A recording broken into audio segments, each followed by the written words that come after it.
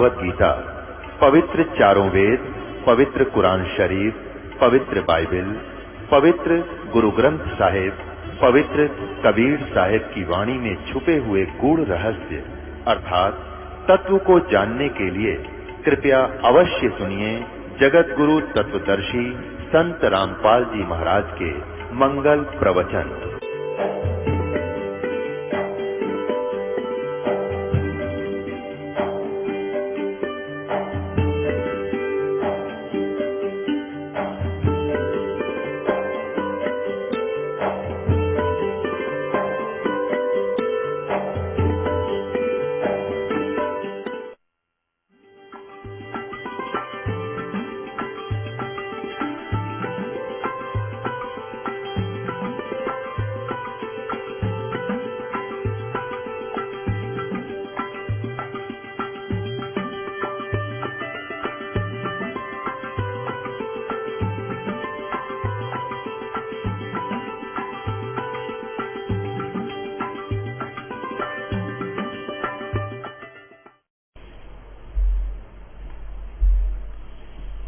पुण्यात्माओं,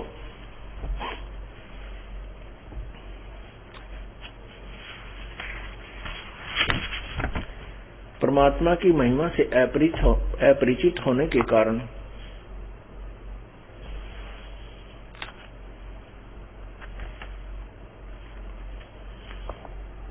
परमेश्वर की यथार्थ महिमा से अपरिचित होने के कारण, तत्व ज्ञान से अपरिचित होने के कारण ये नकली संत और महंत तथा ऋषि महर्षि, ये जो बोगस हैं, उन्होंने परमात्मा की परिभाषा को ही बदल डाला।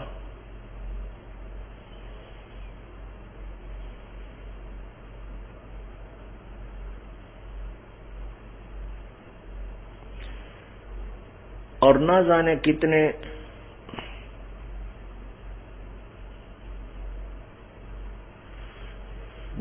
कितने प्रकार की छुरी बना दी और ना जाने कितने भगवानों का उत्थान कर दिया। जैसे हमारे देव माने परमात्मा, देवता माने भगवान। अब हमारे हिंदू धर्म के अनुयायी 33 करोड़ भगवान मानते हैं, 33 करोड़ देवता, और उनमें से 3 मुख्य मानते हैं, ब्रह्मा विष्णु महेश। ये भी 3 देव हैं, 3 भगवान हैं, 3 देवता हैं।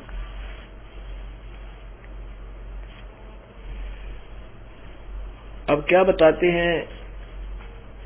ग्रीव करता ऊपर चोट है, कहते हैं करतार, मूल लहे नहीं मूर्खा, ये गिनते हैं क्यों डारे। कहते हैं जितने भगवान बन काए उनकी बिरान माटी होगी, करता ऊपर चोट है, ये जितने हैं करतार, और मूल लहे नहीं मूर्खा, ये गिनते हैं क्यों डारे। जैसे मूल गीता जी अध्याय नंबर 15 के श्लोक नंबर 1 से 4 में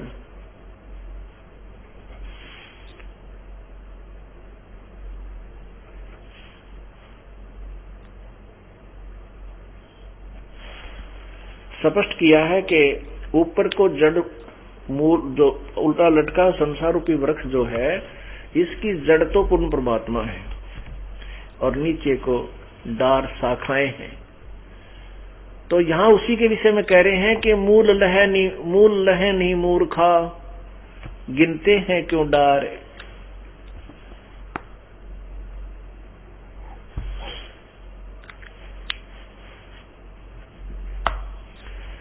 सतगुरु साहेब एक हैं, दूजा भरम विरोधी, बिन सतगुरु सूझे नहीं, चाहे पढ़ो 18 बोध।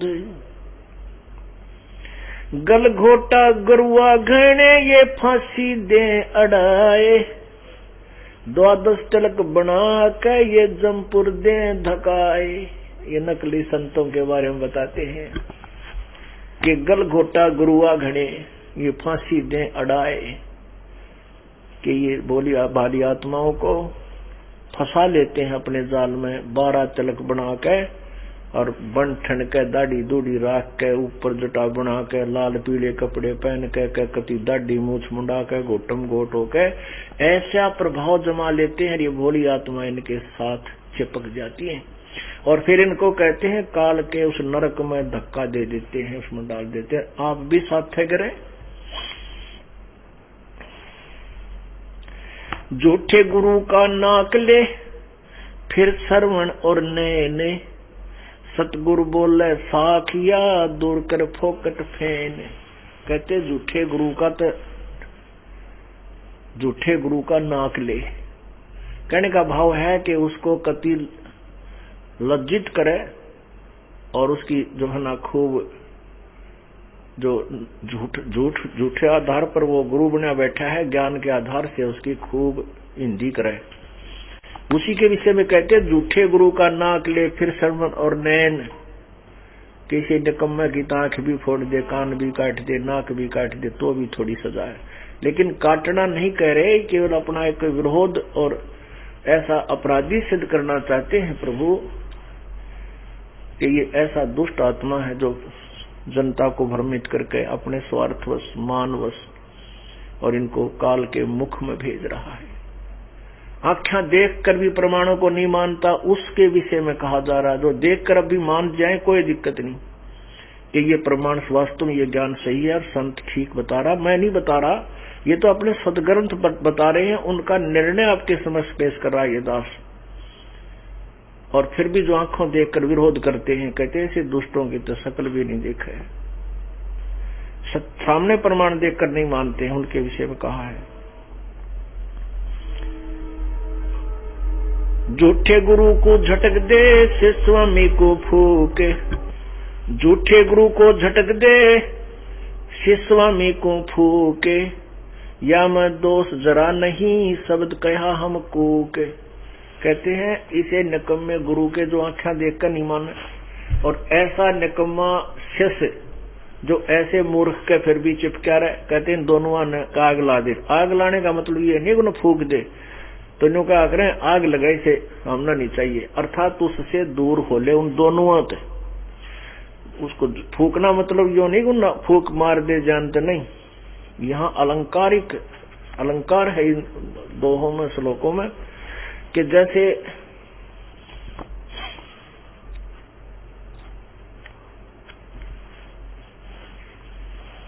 चातुर प्राणी चोर हैं और मूड मुग्ध हैं ठोठे, संतों के नहीं काम के इनको दो गल जोटे। चातुर प्राणी ये नकली संत एक बोलने की विधि अच्छी बना करके अच्छी सुरीली आवाज में गाने गुणे गा करके दो चार प्रमाण उल्टे सुलटे फट करके इन भोली आत्माओं को अपने पीछे लगा रहे हैं और आंखों देख कर भी प्रमाण ये दास बता रहा है कि तुम्हारी साधना गलत है और ये साधना यथार्थ है। जो दास बता रहा है सब वेदों गीता जी कुरान पुराण सबसे मेल खाता है।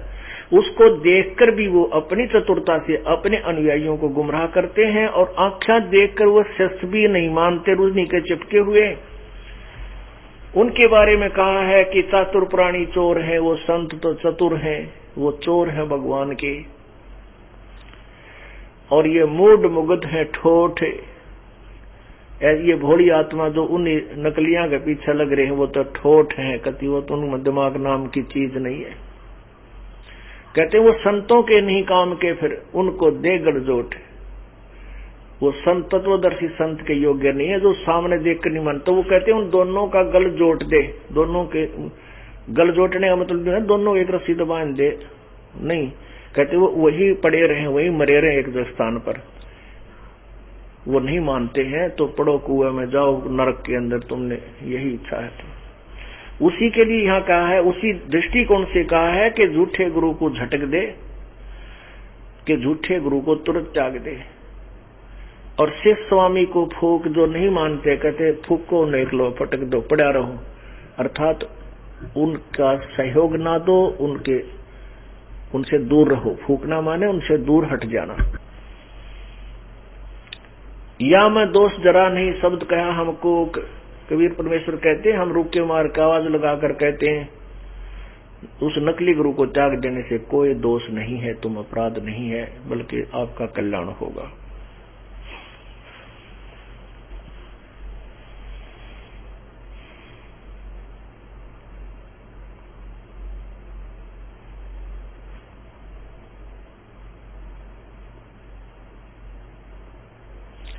अब जैसा कि आपने गीता जी अध्याय नंबर 4 के श्लोक 25 से लेकर 31 तक पढ़ा, उसमें बताया है कि कोई तो ऐसे साधना करता है, कोई तप करता है, कोई किसी प्रकार करता है, कोई अल्पाहार करता है। और फिर चौथे अध्याय के 32वें श्लोक में बताया है कि इसी प्रकार का ज्ञान परमात्मा, पूर्ण परमात्मा की वाणी में उन्हीं के मुखारविंद से उच्चारित है, उसमें विस्तृत ज्ञान दिया हुआ है। इस प्रकार की साधनाओं का विस्तृत ज्ञान दिया गया है कि वो साधना जो करते हैं वो ठीक है या गलत है, और फिर यथार्थ साधना कौन सी है, वो तत्व ज्ञान है। चौथे अध्याय के 33वें श्लोक में कहा है कि उस दर्व यज्ञ से, जो धन से करने वाले, जैसे आंख मीच के कितने दे दिए, 2 लाख रुपये भंडारा कर दे, कितना मंदिर बनवा दे, कितना कुछ बनवा दे, कहते हैं ये दर्व यज्ञ है। इस आंख मीच के बगैर विवेक के कहीं दान कर देने से, धन पैसा दे देने से, कहते हैं ज्ञान यज्ञ श्रेष्ठ है। क्योंकि ज्ञान हो जाने के बाद फिर ये व्यर्थ के जो कर्म आप करते हो, शास्त्र विरुद्ध क्रियाएं, ये आपकी खत्म हो जाएंगी। फिर कहते हैं उस तत्व ज्ञान को जो परमात्मा की वाणी में लिखा हुआ है, जो सर्वस्व वेद है, उस तत्व ज्ञान को चौथे अध्याय के 34वें श्लोक में कहा है, किसी तत्वदर्शी संतों के पास जाओ, उनको दंडवत प्रणाम करो और फिर कपट छोड़कर उनसे वो तत्व ज्ञान ग्रहण करो, फिर जैसे वो कहें ऐसे करो।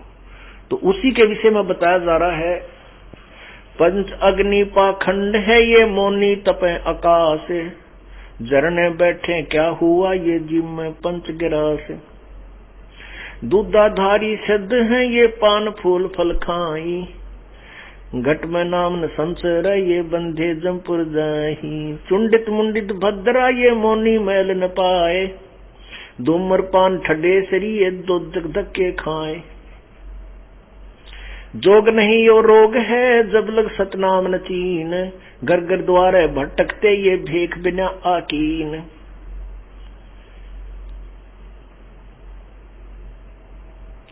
बेच लिया तो क्या हुआ जब लग नहीं विवेक, 3 काल निपजे नहीं मिटे कर्म नहीं रेख। अब क्या बताते हैं, पंचाग्नि पाखंड है। ये क्या करते हैं, अज्ञानी जेठ के महीने में 41 दिन या 40 दिन धूप के अंदर बैठकर चारों तरफ 5 धुने लगाते हैं, 5 स्थान पर अग्नि जलाते हैं उपलों की आग से, और उसमें 3 घंटे बैठते हैं दोपहर को, 11 से 1 या 12 से 2 ऐसे, और फिर सुल्फा पीवे, फीम खावे। कहते हैं ये पाखंड है, पंचाग्नि पाखंड है। और मौनी तपे आकाश, कई क्या करते हैं, मौन रखते हैं कि हमारे गुरुजी ने मौन धारण कर रखा है। अच्छा, तो मौन धारण कर रखा है तो वो क्या करता है, जब उसको दूध की आवश्यकता होती है तो लिख कर देता है, दूध दो मीठा करके लिखता है। और कोई और काम कहना होता है, जैसे आश्रम वो बैठा है जहां पर, उसको लिख कर देता है। एक बार ये दास चला गया, जब तक नाम देने का आदेश मुझे नहीं हुआ था, लेकिन भक्ति दास कर रहा था और साथ में ये ढूंढ रहा था कि ये जो संत जन हैं, जिनको हम साधु कहते हैं, जो कबीर पंथी भी हैं, जो कबीर साहब के अन्य पंथों के भी अनुयायी हैं, जैसे गरीबदास पंथ के, घीसाव दास पंथ के, दादू पसाई पंथ के, ऐसे उनसे भी मैं मिलता रहता था। उनकी जड़ को ढूंढ रहा था कि ये क्या कर रहे हैं। ऐसे घीसापंथी संत, अब संत तो उनको इसलिए कहना पड़ता है क्योंकि वो प्रसिद्ध, उनका वो वहां प्रसिद्ध संत के नाम से, बाकी तो वो डांगर के जात अच्छे हैं वसु। वो बैठा, मैं पहले उसके पास जाता था, ठीक बातें करते थे, चर्चा होती थी। तो शुरुआत में मुझे भी इतना ज्ञान नहीं था, तो मैं उनकी बातों जैसे गोलमोल से भक्ति प्रेरित करने की, अब परमात्मा की रुचि की बातें मैं कर लेता, वो भी कर लेता। एक दिन गया तो वो मौन धारण कर रखा। मैं उसने सतसाहेब कहूँ, वो बोल रहे कोई नहीं, सतसाहेब जी वो करे। मैंने सोचा कोई बीमार शिमार हो गया होगा, मैं बैठ गया एक तरफ में। तो इतने में एक वहां सेवक रहता था, वो आया। वो कह रहा भगत जी महाराज जी बोलना को नहीं, माँ भी कोई तकलीफ होगी? बोला ना तकलीफ ना हुई, इन्हें मौन धारण कर रखा है। मैं कहा अच्छा अच्छा ठीक भाई, बैठ गया मैं। तो फिर उसने लिख कर दिया, स्लेट ले रखी है कर बित्ती, वो उससे चौक स्लेटी पे लिखा है भगत जी को चाय दूध जो इच्छा हो पिलाओ, उनको दिखा दिया। वो मेरे पास आए, क्या लोगे, चाय या दूध? मैं कहा भाई चाय पी लेंगे। फिर मेरे को ऐसे करके बुला लिया, लिखा नू और ठीक हो? मैं बोला ठीक है। मैंने सोचा भाई कोई इसकी क्रिया खराब ना हो जाए, मैं थोड़ी देर पाछे उठ के आ गया। तो फिर जब ये परमात्मा की, उसमें मैंने नाम लिया ही लिया था। फिर कुछ दिनों के बाद दास का परमात्मा ने ज्ञान योग खोल दिया, ये वाणी पढ़ी परमात्मा की सबसम वेद की। अरे तेरा गजब हुई हो, तो पशु था। परमात्मा कहते हैं मौन रहा तो क्या भया, बोले से नो भेवे, मौनी वक्ता एक है, वो ना दर्शे ना परसे दिल देव। मौन रहा तो क्या हुआ, बोले इशारों से, सैनों के तरीके के द्वारा भेव लिख कर देवे। तो ये सब मुंह तो बोल दे, लिखण में घना टाइम लागे। एक बार कह दो ठीक हो, हाँ जी ठीक है, कहा और सब ठीक है, फिर अपना भजन कर ले। तो तब मौन रखना, भगत भजन नहीं करना, नो ध्यान कौन क्या कर रहा है। अरे थारा गजब। तो परमात्मा की वाणी से पता चला, तो ये तो वो जग जाने बंदगी करें, वो सूल बबूल डिब करें डूंगर चढ़े, अंतर छीनी झूल, जग जाने बंदगी करें, वो सूल बबूल। चुंडित मुंडित भद्रा पंचांगनी पाखंड है, ये मोनी तपे आकाश, झरने बैठे क्या हुआ, ये जी में पंचग्रास।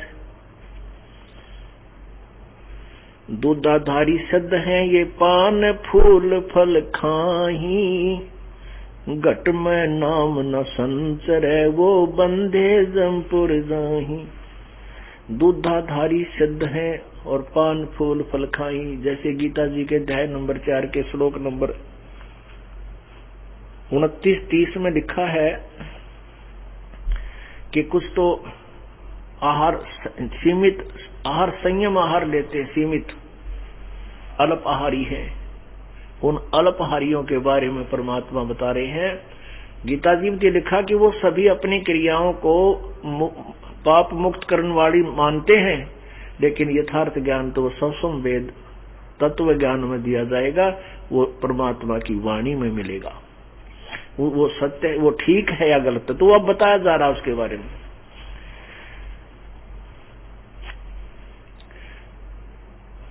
दूधाधारी सिद्ध है, ये पान फूल फल खाई, घट में नाम न संचरे, ये बंधे जमपुर जाही।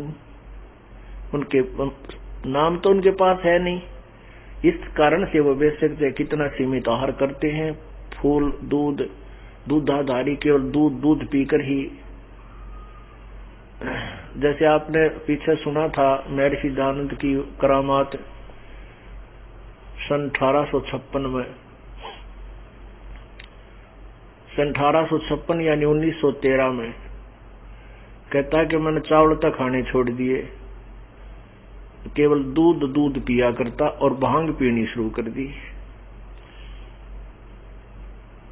और बड़ा ध्यान में मस्त रहता था मैं, बड़ी योग अभ्यास करता, भांग पी का अभ्यास तापन हो जा, कितना लौट जा, उड़ांख लग जिनो पड़ा राज में नुकड़ ला ले वहीं लागी।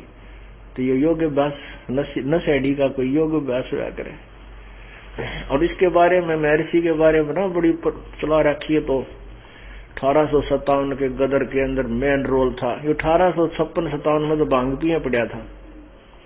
तो कहने का भाव ये है कि नकली आदमिया की इसी महिमा बना रखी है कि ये सच्चाई आंखें देख कर भी समझ में नहीं आती, सचमुच ये क्या ऐसे ही थे।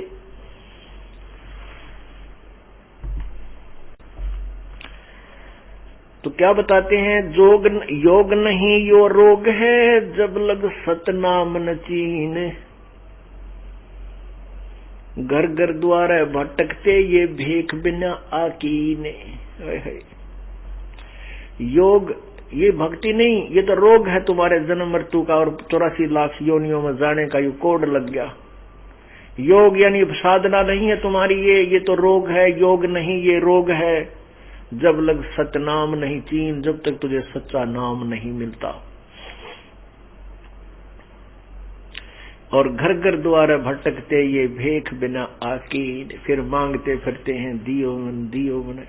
कहते हैं साधु वो होते हैं जो कभी मांगते नहीं। उसके विषय में एक महिमा सुनाई है परमात्मा की वाणी में।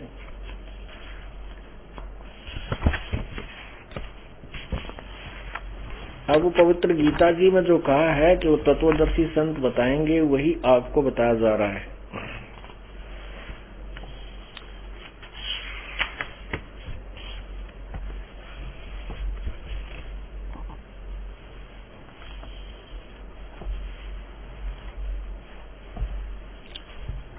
जो ये संत होकर मांगते फिरते हैं, लाल पीड़े कपड़े पहन के माला मूला गाल के, उनके विषय में क्या बताते हैं।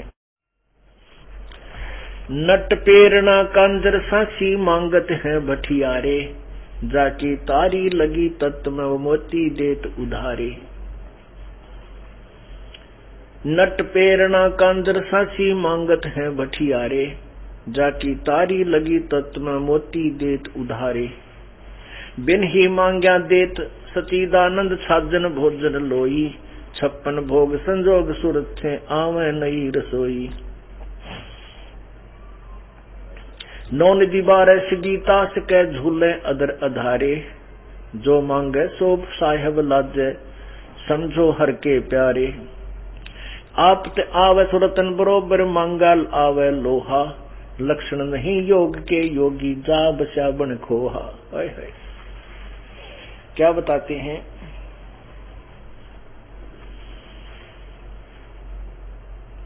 कि नट पेरना कांदर सासी ये मांगत है बठियारे, और जिसकी तारी लागी तत्व में वो मोती देवे उधारे। जो पूर्ण परम संत जो होते हैं वो तत्व ज्ञान से परिचित होकर के सत साधना करते हैं। वो मांगते नहीं, भगवान उनकी व्यवस्था आगे से आगे स्वयं करते हैं। इस दास को सन 1994 में उपदेश देने का आदेश दिया था पूज्य गुरुदेव जी ने। उसके बाद इस दास ने पहले तो अपनी ही तनख्वाह से, यानी सर्विस करता था जेई की पोस्ट पे, अपने ही पैसे से जगह जगह जाकर के अपने किराए से आने जाने का सब व्यवस्था करते थे। पाठ करते थे, गांव गांव में जाकर के सारे जो पाठ के और बाकी जो स्पीकर वगैरह वो ले जाते थे अपने ही खर्चे से। फिर 1995 में दास ने ये अधिक सत्संग हो जाने से यही सोचा कि एक ही नौकरी हो सकती है। परमात्मा ने हमें बता दिया है कि कोट जन्म तन बरमत हो गए, कुछ ना हाथ लगा रे, कुकर शुकर खरबा बोरे कौआ हंस बगारे। कोटि जन्म तू राजा की न मिटी न मन की आशा, भिक्षकों का दर दर घूम लिया मिला ना निर्गुण रासा। इंद्र कुबेर इसकी पदवी ब्रह्मा बनमराया, और विष्णुनाथ के पुर को जाके फिर भी वापस आया। कहती फिर ये समझ में आ गया कि ये नौकरियां करके राजा भी रह लिए, हमारे नौकर भी बहुत रहा करते। और फिर ऐसे घसियारे बन गए, मुश्किल से नौकरी प्राप्त हुई, नौकरी मिलती तो भूखे मर जाते। इतना मजदूरी करते। और कभी हम राजा रहे, इंद्र स्वर्ग के राजा भी रहे, तो यह तो बात कुछ भी नहीं हुई। फिर अब सोचा कि सच्चे सरकार की नौकरी करें, इस झूठी सरकार की नौकरी नहीं करते। आज मर जावा तड़के या किसी सरकार हमारे लिए तो कुछ भी कोई नहीं। तो वो सच्ची सरकार की नौकरी सिलेक्ट की, दास ने चुना। तो उससे लेकर आज तक नौकरी त्याग दी। फिर पैसे की व्यवस्था परमात्मा ने की, दास ने कभी किसी से एक ना पैसा नहीं मांगा आज तक। लेकिन इतनी प्रेरणा अवश्य दी है कि ये पुण्य करने से ये लाभ होगा, जो परमात्मा ने बताया केवल उतना बताया। और आज आप देख रहे हो प्रभु की कृपा से सब व्यवस्था हो रही है। यहाँ फ्री भंडारा चल रहा है, फ्री मुफ्त उपदेश दिया जाता है। जो भी बुक परमात्मा के नाम के संबंधित है वो भी मुफ्त दी जाती है। और आप देख रहे हो कितनी पुण्यात्मा प्रतिदिन 200, 400, 500 व्यक्ति तो हजारों की संख्या में तो डेली भोजन आहार करते हैं। और 10वें दिन समागम हो जाता है, क्योंकि वो परमात्मा अपनी प्यारी आत्माओं को पहले तो धन देता है, उनके 100 प्रकार के संकट निवारण करके फिर अंदर से प्रेरणा करता है, बेटा दान भी करना चाहिए। कहते हैं क्रय करावे साइया मन में लहर उठा, दादू शब्द जीव के वो आप बगल हो जाए। तो यहाँ यही बताना चाहते हैं कि नट प्रेरणा का अंदर सासी मांग्या कर बठियारे, और जिसकी तारी लगे तत्व मोती दे तुधारे। जो पुण्यात्मा पहली बार सत्संग में आते हैं वो बिल्कुल जो दुखी हैं, उनके पुण्य समाप्त हो चुके होते हैं। उनको आते ही परमात्मा बंदी छोड़ अपने कोटे से कुछ राहत ऐसी देता है कि वो सोच भी नहीं सकता, इतना सुख दे देता है। फिर उसको प्रेरित किया जाता है कि बेटा अब अपने पैरों पर खड़ा हो, अपना दान पुण्य शुरू कर, ताकि तेरे उसके प्रतिफल में 1000 गुना करके भगवान आपको देगा। तो उसी व्यवस्था से फिर आपके ठाठ कर देता है भगवान। जैसे गीता जी में अध्याय नंबर 3 के श्लोक 10 से 15 में स्पष्ट किया है कि जो भगवान के द्वारा दिया हुआ जो संस्कार में आपको धन है, उसमें से कोई दान नहीं करता, वो तो चोर बताया है। और जो केवल दान ना करके, यज्ञ नहीं करते, अनुष्ठान ना करके केवल पेट भरने के लिए अच्छा बढ़िया पकवान, हलवे, पूरी, खीर बना बना खाते हैं, वो तो पाप ही खाते हैं। इस प्रकार फिर पुण्यात्मा अपने आप प्रभु के चरणों में दान करते हैं। फिर उस दान से आपको कितना लाभ होता है आप देख रहे हो। यहाँ पर सदा व्रत चल रहा है प्रभु कबीर जी की कृपा से। परमात्मा कबीर जी आपको अपने कोटे से धन देता है, क्योंकि 21 ब्रह्मांड का के मालिकों का इतना व्यौत नहीं है।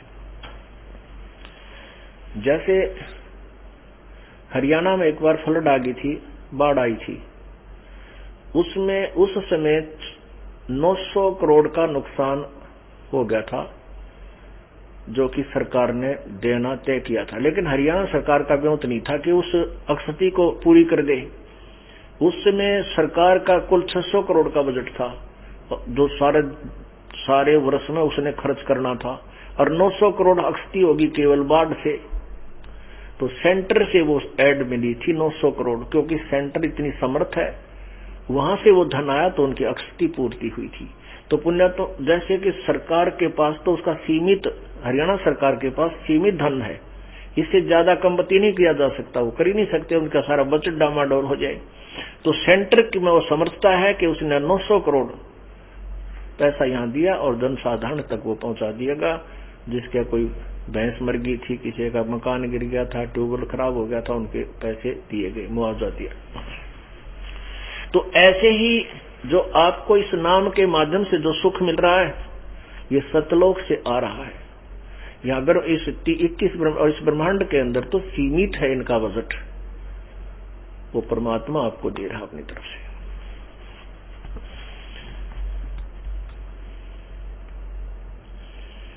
फिर क्या बताते हैं, आपत आवे रत्न बराबर मांग्या आवे लोहा।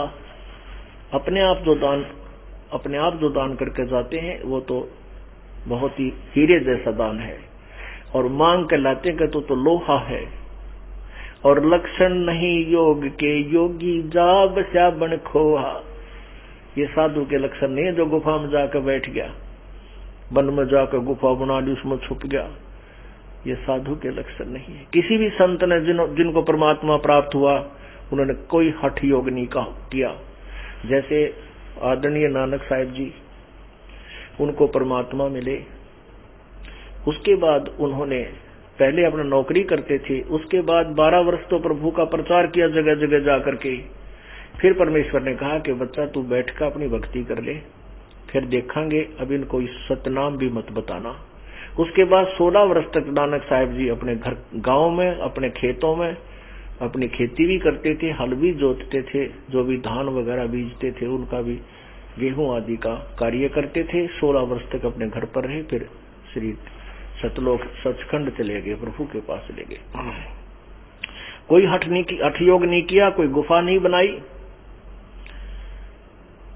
ऐसे ही आदरणीय गरीबदास साहिब जी हल जोतते थे, खेती का काम करते थे, पाली जाते थे और भजन भी करते थे, भक्ति भी करते थे, प्रभु प्राप्त किया। जितने भी महापुरुष ऐसे, रविदास जी अपने जो है जूते भी बनाते थे, भगवान की भक्ति भी करते थे। ऐसे ही कबीर परमेश्वर एक कपड़ा बुनने की लीला भूमिका भी करते थे। ये बताते थे कि परमात्मा ऐसे पाया जा सकता है।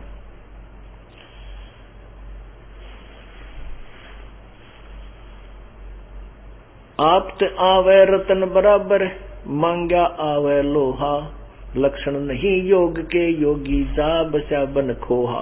खोहा माने गुफा में, वन में जाकर कभी साधु के लक्षण नहीं है। मोक्ष मुक्ति को मुंड मुंडाया, रहा वार का वारे, अपना प्राण सथिर ने कीन्या, अब किसको पार उतारे। तेरा अपना तो मोक्ष हो नहीं सकता, और 50, 200, 400 तो पीछे लगा रहा फेले बना के, इनको पार कैसे करेगा नालायक।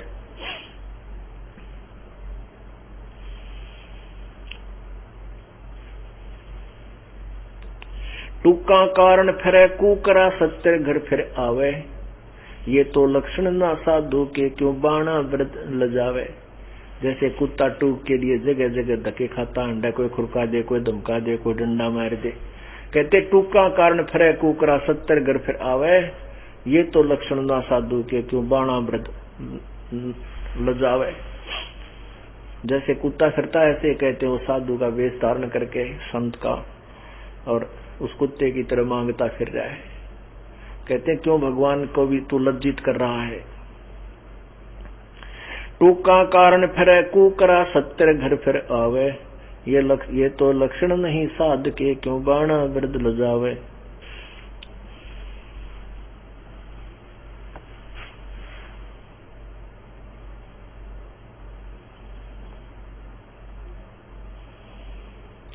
जिनके आत्म ज्ञान नहीं, सो मांगे रे भाई, और चावल चून इकट्ठा करके ब्याज बधावे जाई।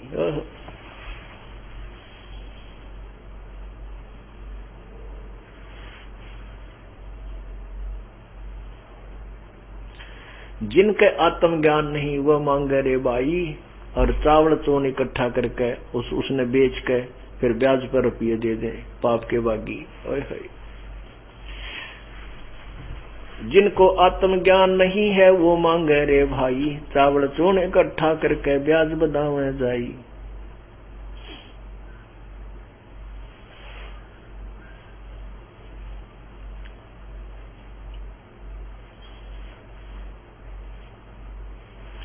गृह द्वारे ग्रह बहुत है, मांगी भिक्षा न खावे, कोट पाप का मूल जहाँ है, तो को कौन छुटावे। चोरी जारी मिथ्या का धन, थो हर बिड़ा बिसारो, ज्ञान अध्यात्म छूट जात है, मत निगुरे घर पग धारो। ईश्वर पद से मैं रम नाही, गरही आन उपासी, जाकी भिक्षा संत न खावे, पड़े काल की फांसी। क्या बात, क्या प्यारी बात कही है। क्या बताते हैं, ईश्वर पद से, परमेश्वर पद से मरहम नाही।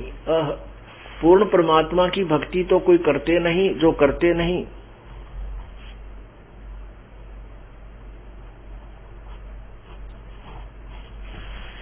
और वो गृहस्थी जैसे मांगने वाले संत, वो नकली संत इधर उधर जाते हैं, कहते हैं ईश्वर परमेश्वर पद से मरहम नाही, वो गृहस्थी आन उपासी, अन्य देवताओं की पूजा करते हैं जो गृहस्थी। और जाकी भिक्षा संत न खावे, पड़े काल की फांसी, उसकी तो भिक्षा भी संत ने नहीं खानी चाहिए, वो काल की फांसी डल जाएगी, अर्थात काल के जाल में रहेगा। जो अन्य देवताओं के पुजारी हैं, कहते हैं उनकी तो भिक्षा मांग के भी नहीं खानी चाहिए, उसके अन्न खाने से तू भी दोषी हो जाएगा, काल के जाल में फंसा रहेगा। चोरी जारी मिथ्या का धन, थोहर बिड़ा बिसारो, ज्ञान अध्यात्म छूट जात है, मत निगुरे घर पगदारो। निगुरा जो गुरु विहीन व्यक्ति है, बिना गुरु का व्यक्ति है, कहते वहां का भोजन भी खाने से, वहां पर जाने से तेरा अध्यात्म ध्यान टूट जाएगा, उसमें भंग हो जाएगा।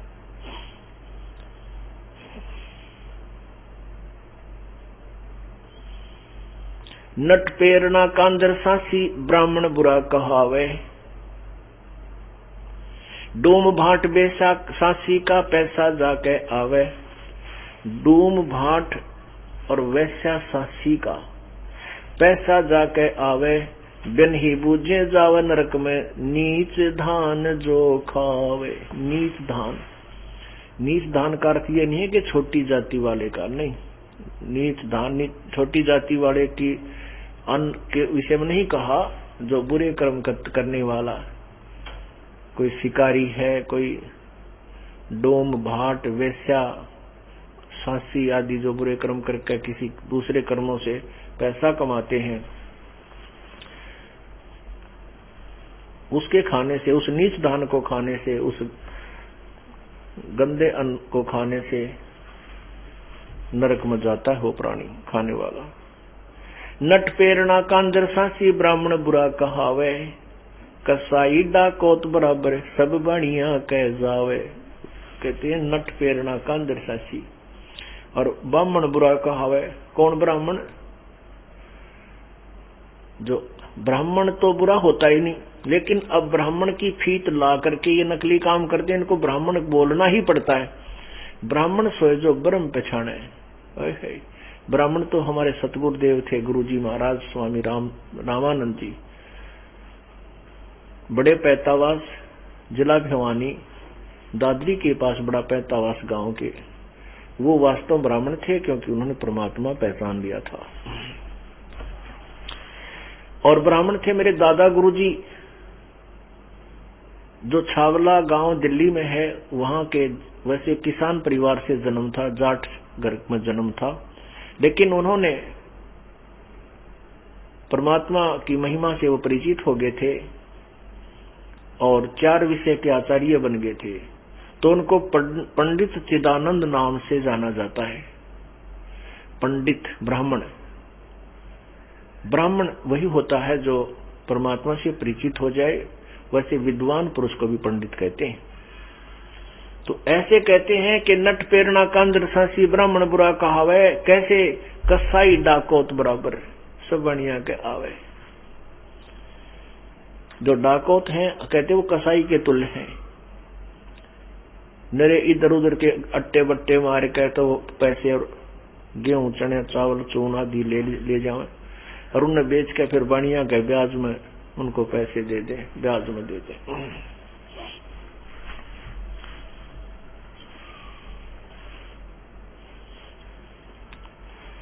ब्राह्मण बनिया, अक्षत्री शूद्र, ये चारों कुल ऊंचा। अब देखो परमात्मा की महिमा, कितना निर्मल ज्ञान है। ब्राह्मण बनिया, अक्षत्री शूद्र, ये चारों कुल ऊंचा। इनमें शूद्र को नीच नहीं कहा प्रभु ने, क्योंकि ये तो केवल एक कर्म है। आप अपना कर्म, जो हमारे जो कर्म विभाजित किए गए हैं, उन कर्मों के आधार पर उसमें कोई छोटा बड़ा नहीं होता। अब जैसे एक मुख है, अपने शरीर का अंग है, हाथ है और पैर है, पेट है, ये है तो अपने ही अंग। इनमें पैर नीचे हैं तो क्या ये पैर हमें लेकर चलते हैं, पैर जमीन पर रखे हैं, क्या ये नीचे है? ये बुरे नहीं है, ये ऊंचे हैं, अच्छे हैं। ऊंचा माने अच्छा। और जैसे हमारा जो विसर्जन पॉइंट है यानी गुदा है, हम जब टट्टी जाते हैं, पेशाब करते हैं, क्या वो नीचे अंग है? क्या वो बुरे हैं? नहीं, अंग बुरे नहीं। जैसे हमारे कहीं पर भी कोई दर्द हो जाता है, यदि कैंसर हो जावे गुदा में, तो क्या ट्रीटमेंट नहीं कराओगे? जान निकल जा, कलजा पटपटावे, एक जैसा ही दुख होगा, क्योंकि वहां से भी हमें जान जाएगी। तो ऐसे ही ये चारों जो वर्ण हैं, ये एक ही अंग है, इसमें ऊंचा नीचा कुछ नहीं। इनके कर्म विभाजित हैं, वो अपने कर्म को सही, वो आवश्यक है और वो सही है, ऊंचे कर्म है वो। यदि किसी के टट्टी का बंदा पड़ जाए, चल की मारे, बता क्या गुदा बुरी है?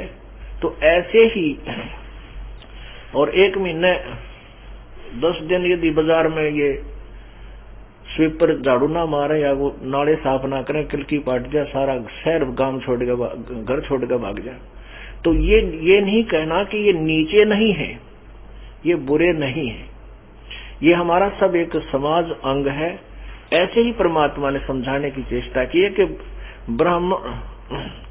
ब्राह्मण बनिया अक्षत्रिय शूद्र ये चारों कुल ऊंचा, और निग्रह द्वारा न जावे योगी जो जत इंद्री सूचा। जो निग्रह, इन चारों कुलों में यदि कोई गुरु विहीन है, जिसका सदगुरु नहीं है और वो भगवान भक्ति नहीं करता है, इनके द्वार पर मांगन भी ना जाइए, चाहे वो कितने ऊंचे हैं, कितने अच्छे हैं। क्योंकि जो परमात्मा की भक्ति नहीं करता, मनुष्य जीवन पाकर, वो पहला दोषी है, भयंकर अपराधी है वो। और यदि कोई साधना भी करता है और पूर्ण संत से नाम, नकली गुरु से, जिसने गुरु नहीं बना रखा और भक्ति करता, वो भी अपराधी है। और जिसने गुरु नकली झूठे बना रखे, वो भी महाअपराधी है। अर्थात भक्ति जो करते हैं वो गुरु बनाकर करें, तो फिर कोई दोष नहीं वहां जाने से, खाना खाने से के उद्देश्य से वहां किसी कारण से आप रुक जाओ किसी के घर में और खाना खाना पड़ जाए, तो वो दोषी नहीं है।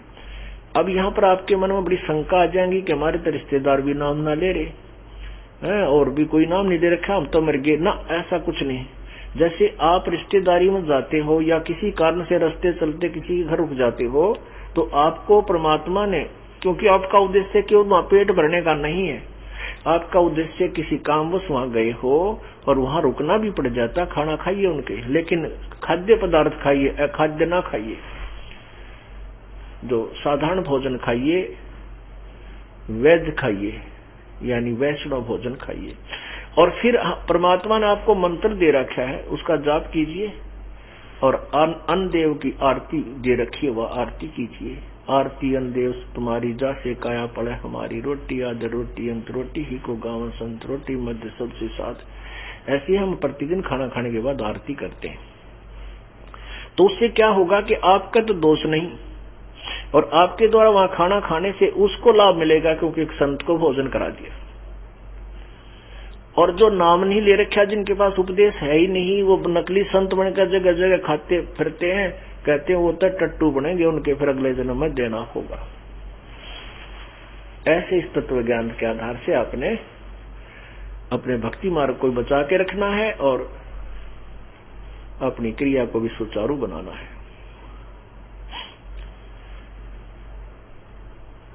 राजा राज रसातल जाही, कौम छती सो डांडे, सब अपावन कहिए भाई, जोगी किस घर हांडे।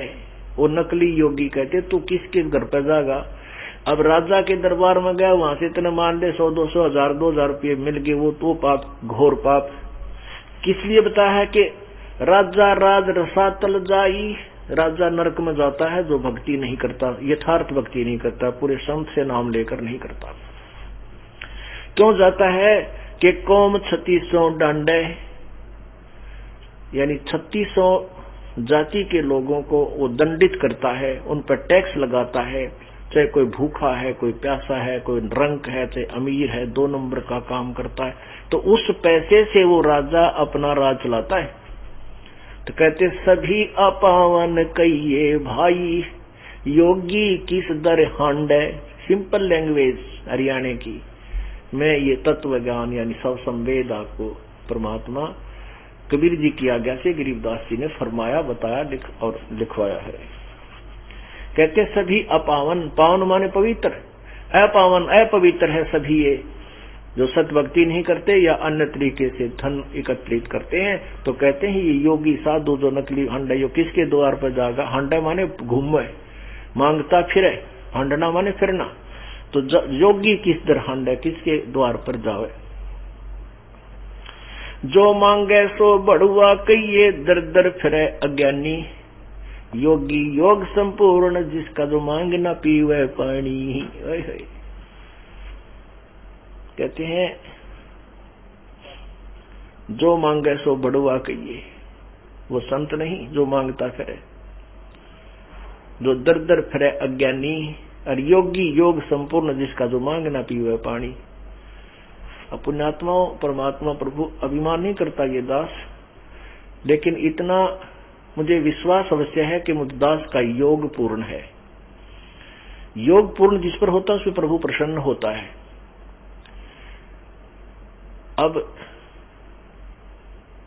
प्रभु की कृपा से परमात्मा की प्यारी आत्मा यहाँ सेवक बहुत रहते हैं, और जब भी किसी खाने की या पीने की आवश्यकता होती है बच्चे तुरंत भागे आते हैं, गुरुजी किस चीज की आवश्यकता है, चाय पीनी है या जल पीना है। दास को चारपाई से नीचे कदम भी नहीं रखने देते। तो वो इनसे ये सिद्ध होता प्रभु का अपने अपने हम पैरा अपने थर्मामीटर से अपना अपना तापमान नाप ले सकते हैं परमात्मा की वाणी से। क्या कहते हैं, जो मांगे सो भड़ुआ कहिए, दर दर फिरे अज्ञानी। योगी माने साधक, योगी योग संपूर्ण, जिसका जो मांग ना पीवे पानी, यानी उसको पानी भी मांगने की आवश्यकता ना पड़े। आगे तैयार खड़े पांव बच्चे सेवक। तो ऐसा ये तरीका बताते हैं।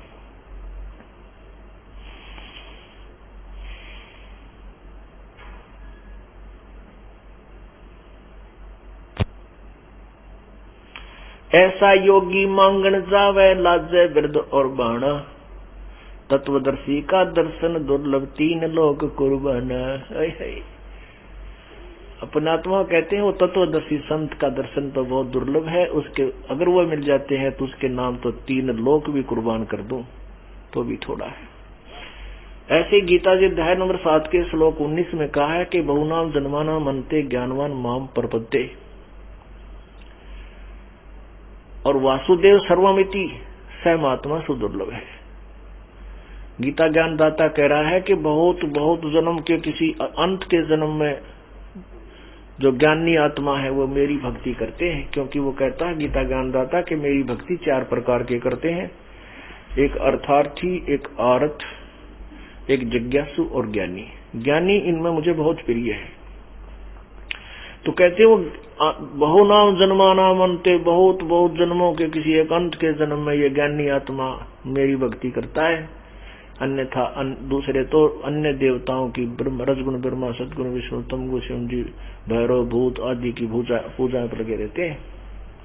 और ये बताने वाला कि वासुदेव सर्वमिति स महात्मा सुदुर्लभ है, ये बताने वाला कि वो वासुदेव सर्वगतम ब्रह्म, जो गीता जी अध्याय नंबर 3 के श्लोक नंबर 14 और 15 में लिखा है कि सभी प्राणियों का शरीर अन्न से उत्पन्न होता है, अन्न वर्षा से होता है, वर्षा यज्ञ से होती है, यज्ञ शुभ कर्मों से होती है, विहित शास्त्र अनुकूल साधन कर्मों से होता है, और कर्म लगाए ब्रह्म ने, ब्रह्म की उत्पत्ति हुई अक्षर पुरुष यानी अविनाशी परमात्मा पूर्ण ब्रह्म से, और वही सर्वगतम ब्रह्म वो वासुदेव सर्वगतम ब्रह्म की जिसकी सर्व सब के ऊपर सत्ता है वो वासुदेव कहलाता है। वो सर्वगतम ब्रह्म वो वासुदेव ही वो यानी वो सर्वगतम ब्रह्म अर्थात वो सच्चिदानंद परमात्मा, वो पूर्ण ब्रह्म सर्वगतम ब्रह्म वासुदेव भगवान अर्थात वो पूर्ण परमात्मा ही यज्ञों में प्रतिष्ठित है। वही पूजा में मुख्य मानकर इष्ट रूप में उसको मानकर साधना की जाती है।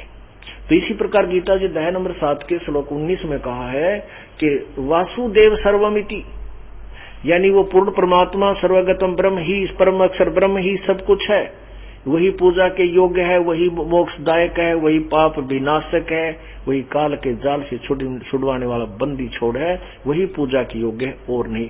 ये बताने वाला संत तो बड़ी मुश्किल से मिलेगा, सो दुर्लभ है, बहुत ही मुश्किल से उपलब्ध होगा। इसी का प्रमाण इस शौसम वेद में कहा है, कोट्योम तत्व भेद कोई ना कह रे झूमकरा, यो पैसे ऊपर नाच सुनो राई झूमकरा, कोट्यों मध्य कोई नहीं रे झूमकरा, अरबों में कोई गर्क सुनो राई झूमकरा। कहते तत्व ज्ञान कोई नहीं कहता, ना उनको पता, ये तो पैसे ऊपर नाच, पैसे के ऊपर खेल बनाया बैठे हैं ये नकली संत। और करोड़ संतों में कोई नहीं मिलेगा तुझे तत्वदर्शी, अरबों में कोई गर्क मिलेगा, अरबों में। पुण्यात्माओं, एक गांव में अगर 20,000 की आबादी है, उसमें 5,000 गुरु पाओगे। गुरु कौन? जो भक्ति मार्ग में मार्गदर्शन करे।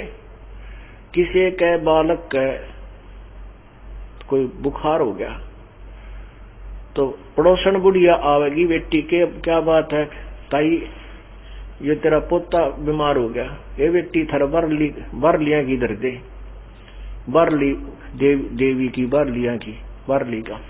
दूसरी आओगी, बेटी क्या हो गया, वो बताओगी पोता तेरा बीमार हो गया, भीतर ली का दर दे। कोई कहेगी थर बाबा हरिदास की पूजा है, उसका बाबा जी का दर दे। कोई कहे थर श्याम जी की पूजा है, उसके 5 रुपये रख दे। कोई किस्से का, कोई माता का, कोई शीतला के 36 पंगे, यानी एक गांव में 5,000 गुरु तैयार पाओगे।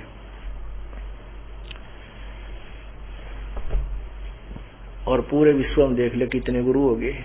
तो परमात्मा कहते हैं करोड़ संतों में तो कोई पावे को नहीं, अरब इन गुरुओं में, अरब में एक संत मिलेगा, अरबों में कोई गर्क।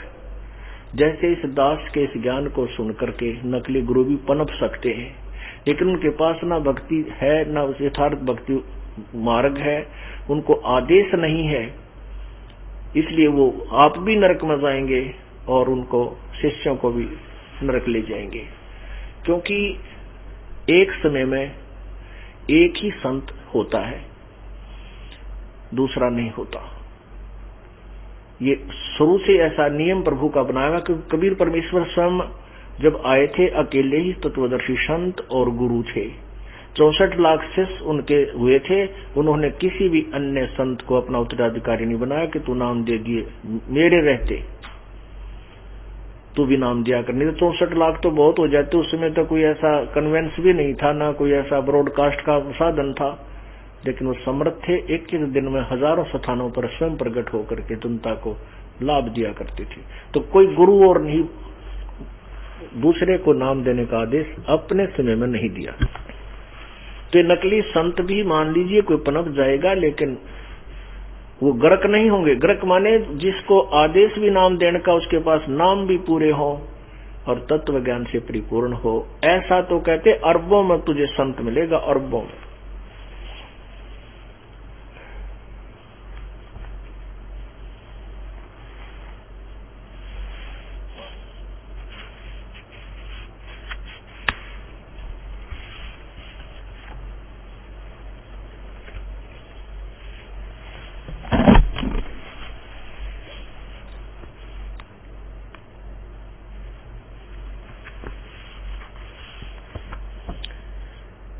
अब जैसा कि आपने सुना, हम सुल्तानी नानक तारे दादू को उपदेश दिया, जात जुलाहा भेद न पाया वो काशी माहे कबीर हुआ।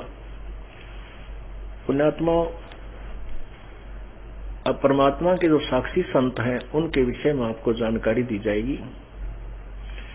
अब पहले आपको ये सिद्ध किया जाएगा कि परमात्मा साकार है व निराकार, क्योंकि हम परमात्मा की परिभाषा से भी परिचित नहीं हैं। आप हिंदू समाज से पूछिएगा, हिंदू श्रद्धालुओं से, पवित्र हिंदू धर्म के श्रद्धालुओं से, वो चाहे राम श्री कृष्ण जी की मूर्ति घर पर रखे हुए हैं, विष्णु जी की मूर्ति रखे हैं, भगवान शिव जी की रखे हैं, उनसे कोई पूछे कि फिर परमात्मा कैसा है, वो कहेगा परमात्मा तो निराकार है, वो दिखाई नहीं देता। और फिर घना सियाना होगा जो किसी नकली संत का फंस रहा होगा, वो कहेगा असमाधि में केवल परमात्मा का प्रकाश दिखाई देता है, परमात्मा का प्रकाश दिखाई देता है, परमात्मा नजर नहीं आता, वो तो निराकार है। ठीक, इसी प्रकार आप पवित्र मुसलमान धर्म से अनुयायियों से पूछिए कि परमात्मा तो अव्यक्त है, बेचून है, निराकार है, वो दिखाई थोड़े ही देता है। अच्छा, और फिर पवित्र ईसाई धर्म के अनुयायी से पूछिए कि परमात्मा गॉड कैसा है, गॉड इज फॉर्मलेस, परमात्मा की कोई आकार नहीं है।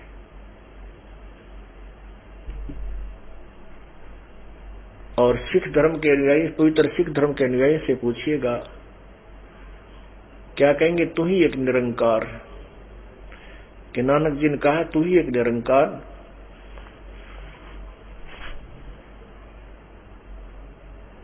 अर्थात परमात्मा निराकार है।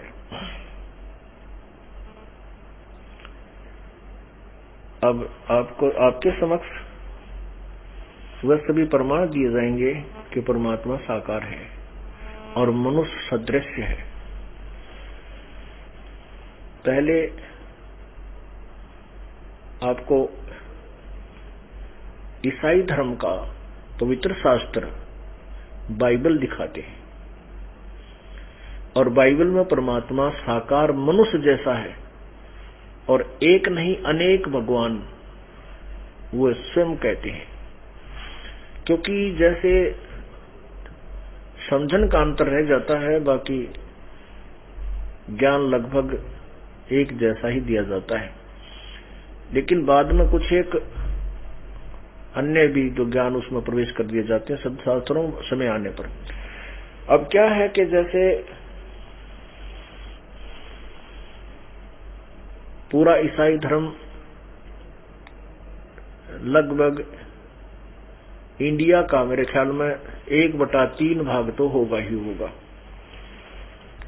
और 2/3 कह जाए तो भी कोई कम नहीं, क्योंकि इतने ईसाई कंट्रीज हैं। अब वो कहते हैं उनको ज्ञान, अब उनके पास अपने पवित्र बाइबल का ज्ञान भी नहीं पहुंचा, केवल दंत कथा लोक वेद से कहते हैं परमात्मा निराकार है, वो दिखाई थोड़ा ही देता है। अब आपको पवित्र बाइबल में दिखाते हैं परमात्मा कैसा है। ये देखिएगा पवित्र बाइबल,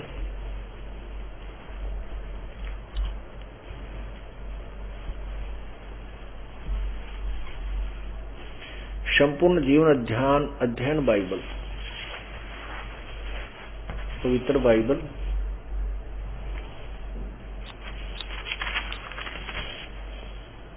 पवित्र बाइबल, संपूर्ण जीवन अध्ययन बाइबल।